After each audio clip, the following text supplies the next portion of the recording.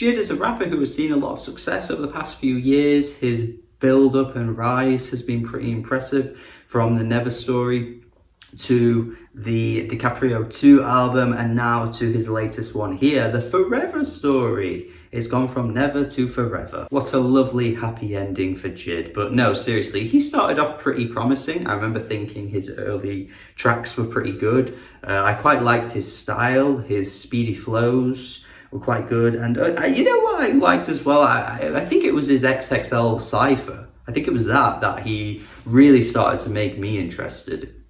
That was the one where I was like, oh, okay, this guy could mean business. This guy could be something special one day. But unfortunately, he never quite lived up to anything particularly special in my eyes, or my ears, for better wording, perhaps. But there was something to him that I thought was interesting. He has a dedicated following. I felt like maybe there was something I was missing, and maybe I was being harsh, and maybe there was something in him that I needed to be patient with. But overall, I like his style.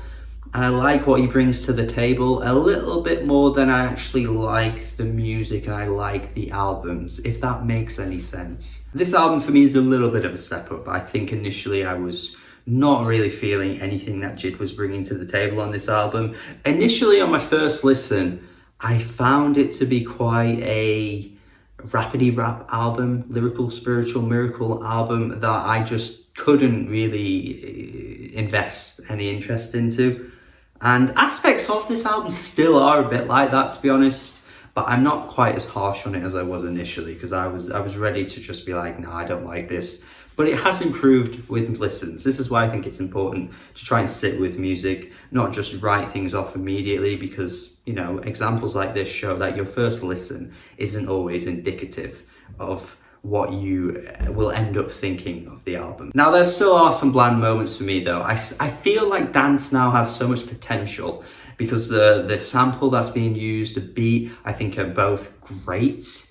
The dum dum dum dum dum dum dum, like there's so much to be done with that, and there's so much to take from that and build on it. But I feel like by the end of the track it gets a little repetitive. JID, unfortunately, doesn't really captivate me much with his rapping. Like I say, he's kind of like speeding along, but doesn't always take enough time to just let you sit and think about what he's saying. He's kind of like rushing through songs sometimes. Crack Sandwich is a great example of this for me, where, like, again, the storytelling is super interesting, but I can't remain super invested when it does feel like he's running on sentences with his flows. He kind of keeps going and going and going, and everything just feels like it doesn't have any commas or full stops or semicolons. It just kind of runs on. And when you're doing that the whole time, because that's kind of what JID does, he doesn't really vary things up, you just get to the end and you're just like, I didn't really pay a great deal of attention to this, I'm not gonna lie. It reminds me a little bit of some stuff that the Underachievers do. They're a cool little duo, but sometimes they get too big for their boots and they get too, you know, conscious and, you know, want to fit in everything they can possibly say to make it super deep and super lyrical and super thoughtful, but they don't actually stop to think about how they're going to structure their tracks, and they just kind of keep rapping and rapping and rapping and rapping and rapping and rapping and rapping, and it goes on for miles, and then by the end of it you don't really remember much of what they said. But there are some great gems in what they're saying, but the way that they're structuring it doesn't let you sit and think about it. And that's what I feel like this track does. That's what I feel like JID does. He's similar to them in that sense. But I still want to commend him, because, you know, there are some great moments, there are some good tracks, but it's just that style of his rapping that I feel like he needs to kind of sort of figure out a little bit. But then I'm saying this, but at the same time, everyone is out here raving about this album. So I'm thinking, well, maybe it's just a preference on my end, because clearly people love the way he's rapping and how he's structuring his tracks. Yeah. I really like the smoothness of this album. It goes in some great soulful directions with some of the beats. Cody Blue 31, fantastic beat on this one. Love the soulfulness. And then you've got that Ari Lennox feature, which is one of the best tracks for me, because again, there's like this soulful funkiness coming through. It's great. It's got like the way that Ari Lennox takes over the track, it makes me think of like a Lauryn Hill track from her album, Miseducation of Lauryn Hill. You know, that kind of like soulfulness that just really, really, you know, seeps into the song. And to be honest, it's weird that she does take up such a bulk of the track, because by the end, JID just drops a few lines, and you're just there kind of thinking like, where were you for so long on this song? It especially doesn't help that the verse that JID comes through with has like genders, agendas, and then Timber, Timberlake, Timberland all rhyme together in just such a really weak way. Like, he is really lyrical at times, but every now and then he kind of just drops some really weak moments that just kind of make you go, did it need to be here? The song was going so well. But still, it doesn't distract from the overall song. I still think it's a good track. But yeah, you've got the Lil Durk feature as well, which again, similarly to Ari Lennox, Lil Durk comes through and just has such a huge chunk of the track. And honestly, his energy is what JID needs sometimes. Like, JID kind of just has this lack of urgency to his delivery.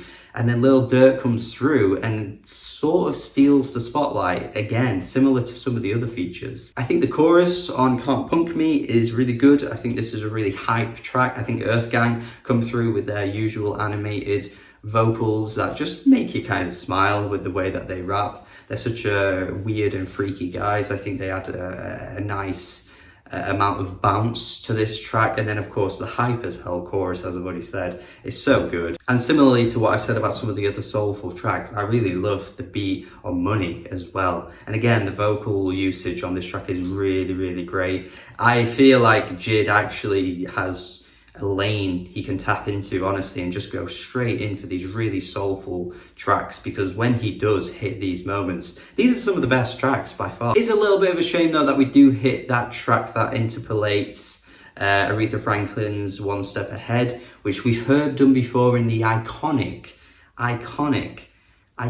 Mos Def track Miss Fat Booty, which probably doesn't help this track's staying power because of how good it's been used before in that Mos Def song, because to me this track just sounds a bit limp with the way it's interpolated. But again, 21 Savage comes through with a really sweet feature. He sounded really slick on this track. Again, another good feature that does almost save the song, but I just don't know if the sample's been used very well here, to be honest. So yeah, there's lots of good and there's lots of weak on this album. Like, it never really kicks into gear properly. Like, again, you've just got all these run-on flows that JID brings that can get a bit too much, and I feel like he could try and structure his verses a little bit better. He could try and separate some of his bars as well to make them just a bit more memorable and a bit more punchy and a bit more stand out, because that's the issue with JID. He just kind of fades a little bit at times. But I did overall think this album was pretty good. Like, there are lots of flaws to it, and although I've probably been quite heavily negative, I actually did come out of this album feeling a lot better than I did the first time I heard it. And the more I was playing it, the more I was kind of like, oh, actually, I can see his vision. I can enjoy these beats a lot more. Even when I do think he could switch up his flows and do a bit more, you know, diverse rapping styles and stuff, you know, the overall product is still pretty good. Like, I still enjoy listening to him, but it just does for me get a bit old quickly. That's my issue. It just, like, there's potential there and it just never quite lives up to it. But I feel like JID is still young. I still feel like he can do more with his rapping style. I think there's something there, but I'm just not sure he's quite hit it out of the park yet.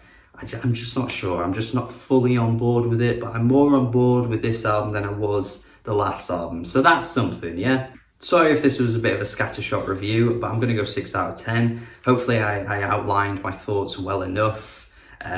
Hopefully you understand where I'm coming from, because I know this album's getting a lot of praise, but for me there was just something not quite clicking. But it still overall was pretty enjoyable. So yeah, some fantastic features, especially I think on this album. The features really steal the spotlight. Some fantastic beats and some really interesting rapping. It just doesn't all come together fully for me by the end. That's how I feel. But thank you for watching, as always. Do let me know your thoughts in the comments. If you agree or disagree, tell me why. Have a good day, subscribe if you haven't already, and goodbye.